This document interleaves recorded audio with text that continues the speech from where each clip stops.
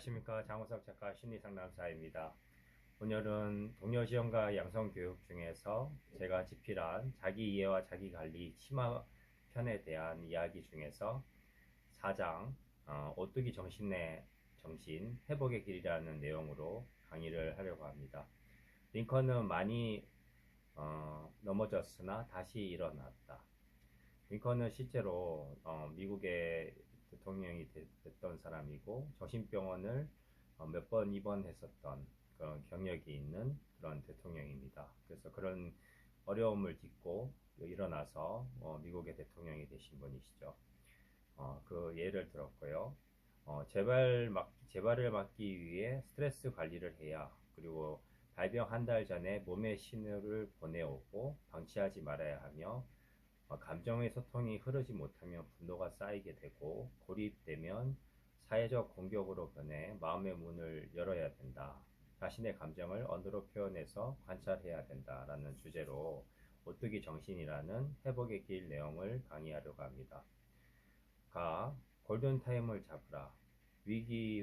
재발 위기 후 3일에서 5일 안에 관리하고 예방하기. 약물 치료만큼 중요한 것은 스트레스 관리법입니다. 재발에 대한 예방법도 약물 치료와 더불어서 스트레스 관리에 있다고 해도 과언이 아닙니다. 모든 질병은 발병이나 재발 전에 한 달에서 1, 2주 사이에 몸에 특별한 신호를 보내주고 미리 예방할 수 있는 시간을 갖게 합니다. 그 신호를 인식하는 것이 중요하고, 방치하거나 무시한다면 재발은 불보듯 뻔할 것입니다. 잘못된 습관과 패턴으로 생활하다 보면 몸과 마음의 피로가 쌓이게 되고 고통을 호소하게 됩니다. 그 과정에서 병에 대한 인식하지 못하고 억압된 감정이 용수철같이 튀어오르게 됩니다. 감정의 소통이 치유인데 그 흐름이 막히면 고인물과 같이 섞게 되고, 쌓인 분노는 다른 방식으로 위장됩니다.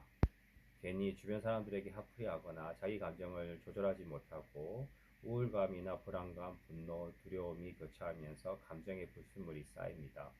그러면 몸은 그 감정으로 인한 통증을 느끼게 되고 여기저기가 이유 없이 아픈 상태가 됩니다. 그러다가 두통, 복통, 위장장애, 설사, 과민성 대장증후군, 피부질환, 변비, 소화기관에 이상이 옵니다. 또 면역체계와 관련된 질병을 초래하게 되고 허리 통증이나 신경증을 유발하기도 하고, 좀 더 심해지며 불안증이나 우울증을 거쳐 조울증과 조현병으로 발전하기도 합니다. 감정이 불편해지고 수면장애가 오면서 숙면을 취하지 못해 예민하고 짜증이 많이 나고, 이어서 가족과의 마찰이 생기게 됩니다. 자신의 감정과 생각을 주체하지 못하고 철학과 종교에 심취하거나 때로는 과격한 감정을 보이기도 합니다.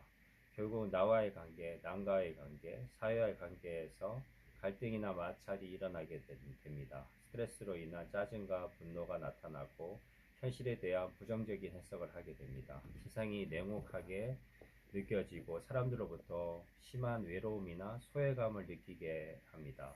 그러면서 사람들과의 관계에서 오해와 착각이 생기게 되고, 소통의 단절로 대인관계의 어려움을 넘어 대인기피로 발전하게 됩니다.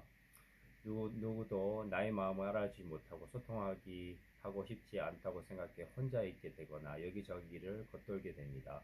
마음의 문을 닫기 시작하는 것입니다. 점점 무감각해지고 경직된 마음으로 굳어져서 슬프고 희망 없는 내면 상태로 변해 세상과 벽을 쌓게 되어 갑니다. 고립되면 정신증으로 가고, 표출되면 사회에 대하여 공격적으로 변화하게 됩니다. 분노의 방향이 내부로 가며 우울해지고, 분노의 방향이 외부로 가며 사회적 불만이 표현되는 것입니다. 자신의 내면의 소리가 계속 귀를 기울여 달라고 하지만 이를 무시하면 자신의 힘든 이유를 모르게 되고 정신적인 문제는 더 심해지게 됩니다. 알지 못하는 분노와 혼란감이 찾아와서 마음이 흔들리고 현실을 외면하면서 점점 자기를 위로하는 방어기제 속으로 들어가게 됩니다. 현실을 받아들이다가 스트레스를 감당할 수 없으니 자신이 만들어 놓은 안전한 세계 속에 들어가서 자기를 위로하는 상태가 곧 망상과 환각의 세계입니다. 현실을 자기식대로 변형시켜서 자기를 안전하게 만들고, 이는 현실감을 떨어뜨리고 조신질환으로 발전하게 됩니다. 그런 자세로는 세상 속에서 적응할 수가 없습니다. 이렇게 된 이유 중에 하나는 자신의 고통에 소극적으로 반응하고 현실을 두려워하고 회피했던 태도도 한몫을 합니다. 스트레스에 적극적으로 대응하지 못한 나의 불찰도 있습니다. 물론 외부의 고통이 심하게 찾아왔기 때문에 이를 처리하지 못하고 상처와 트라우마로 남는 경우도 있지만, 이를 언제까지 탓할 경우 스스로 회복에서 멀어지게 됩니다. 따라서 마음을 닫고 마음의 태도를 변화시켜 받았던 나의 마음의 변화를 시켜야 합니다. 재발 전에 꼭 재발 경고를 체크해서 약물의 증량을 골든타임을 놓치지 말아야 합니다. 그리고 멘토와 소통하고 가족의 지지 또한 필요합니다. 자기만의 공간과 쉼터 등을 통해서 회복의 시간이 필요하고, 일주일에 3주가량 잘 관리해주면 재발 위기를 넘어가게 되고 입원하지 않고 외래 치료만으로 건강을 관리할 수 있습니다. 나아지는 단계나 예방 단계에서는 뇌를 안정화시키는 것은 언어화로 풀어가는 것이 필요합니다. 말은 사람을 살리기도 하고 죽이기도 합니다. 살리는 말을 통해서 죽어가던 마음을 다시 살아날 수 있으며 생명의 기운을 소생시킬 수 있습니다. 그래서 또 두 번째, 재발 경고 체크를 알고 나만의 체크리스트를 만들기. 스트레스 관리법은 꼭 필요합니다. 말로 부정적인 감정은 감정 털기를 매일 실행해야 합니다. 감정을 토로하고 믿을 수 있는 사람이나 멘토와 소통을 해야 됩니다. 그 소통을 통해 희망이 발견되면 자기 망상이나 환각 속에서 나올 수가 있습니다. 이때 적절한 약물 치료도 매우 유익합니다. 그리고 가족의 지지는 큰 힘이 됩니다. 치유를 통해 자신의 나쁜 습관을 버리려는 의지를 가지면 용기를 얻게 되고 회복으로 가게 됩니다. 생각과 감정의 패턴의 전환이 자신의 죽음의 늪에서 빠져나오는 동화줄이 되어줍니다. 사업 실패로 심한 우울증과 심혈증으로 정신병원에 입원했던 미국의 링컨 대통령이 말했습니다. 나는 많이 넘어졌으나 그곳은 결코 낭떠러지는 아니었다. 그래서 다시 일어났다고. 결코 포기하지 말라. 터널의 끝엔 반드시 있고 몇 발자국 나아가면 일상 속에서의 자유를 경험할 수 있습니다. 지루한 일상이지만 규칙적인 생활의 반복은 자신의 내면을 튼튼히 만들고 회복 탄력성으로 큰 위기를 이겨나갈 수 있게 해줍니다. 매일의 스트레스는 운동과 등산, 음악 감상, 예술활동, 취미활동 등으로 승화를 합시다. 절박함을 가지고 바닥부터 다시 시작하는 마음을 먹는다면 그 자세에 하늘이 감동해서 선한 길과 회복의 방향을 인도할 것입니다. 나에겐 소망이 없다는 것은 인생의 끝이 아니라 새로운 시작점이라는 것을 명심해야겠습니다.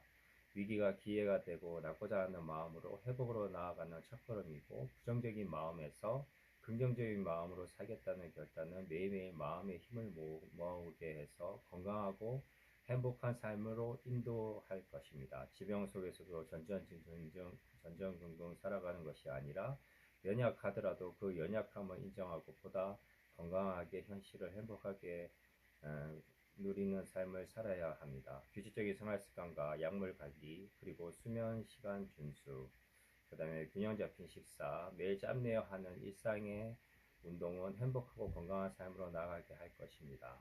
그리고 사람들과의 건강한 관계성으로 소통하고 교류할 때 세상에 살아갈 맛을 찾게 될 것입니다.